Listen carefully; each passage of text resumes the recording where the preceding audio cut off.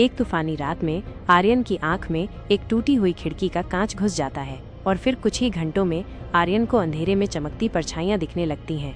धीरे धीरे वो देख पाता है कि कौन झूठ बोल रहा है और कौन सच। इस बीच स्कूल में उसकी आंखों की रोशनी से सब चौंक जाते हैं। तभी एक रहस्यमयी औरत उससे मिलती है जो उसकी शक्ति को पहचानती है। वह औरत बताती है कि ये शक्ति एक प्राचीन श्राप से जुड़ी है। कुछ दिन बाद आर्यन सपनों में अजीब चेहरों को देखता है जो उसे बुला रहे होते हैं। धीरे धीरे उसे एहसास होता है कि वो मौत को भी आते हुए देख सकता है। तभी एक दिन उसकी आंखों ने दिखाया कि उसके पिता खतरे में हैं। जल्दी से वो समय रहते उन्हें बचा लेता है, लेकिन एक रहस्य और गहरा हो जाता है। इस बीच स्कूल का एक लड़का उसकी शक्तियों का गवाह बनता है। धीरे धीरे वह लड़का आर्यन के पीछे पीछे चलता है, पर असली इरादे छिपाकर। तभी एक रात आर्यन की आंखों ने एक ऐसे आदमी को देखा जो इंसान नहीं था।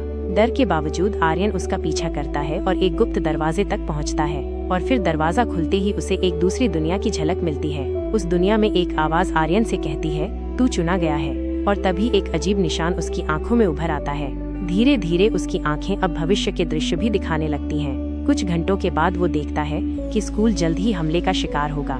जल्दी से वो अपने दोस्तों को सतर्क करता है, मगर कोई उसकी बात नहीं मानता।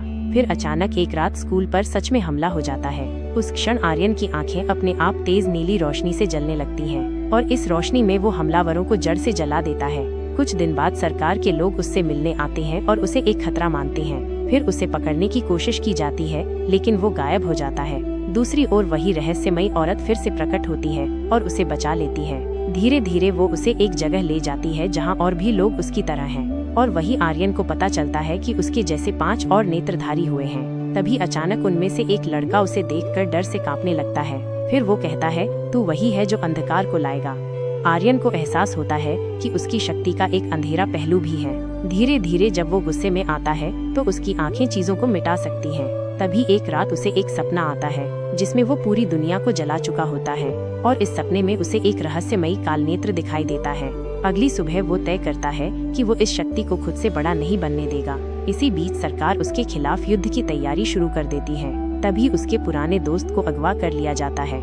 जल्दी से आर्यन उस जगह पहुंचता है, लेकिन उसे एक जाल में फंसा दिया जाता है, और इस क्षण उसके अंदर की काली शक्ति पहली बार पूरी तरह जाग उठती है। कुछ सेकंड में वो सब कुछ तबाह कर देता है अपने दोस्त सहित। उस क्षण वो खुद से नफरत करने लगता है और गायब हो जाता है। फिर एक दिन वही रहस्यमयी औरत उसे एक आखिरी विकल्प देती है, आंखों की बलि। लेकिन आर्यन तय करता है कि वो शक्ति का अंत नहीं, संतुलन करेगा। तभी वह उन 5 नेत्रधारियों को फिर से इकट्ठा करता है, और मिलकर वे कालनेत्र को दुनिया से हमेशा के लिए बंद करने की योजना बनाते हैं। अंतिम युद्ध के दिन काले बादलों के बीच कालनेत्र प्रकट होता है, और तभी आर्यन अपनी आंखें खोलता है एक अंतिम बार। उसके प्रकाश से कालनेत्र की शक्ति धीरे धीरे मिटने लगती है। फिर एक पल में कालनेत्र फट जाता है और दुनिया फिर से शांत हो जाती है। आखिर में आर्यन की आंखें अब सामान्य हैं, मगर उसके भीतर का ज्ञान हमेशा जीवित रहेगा।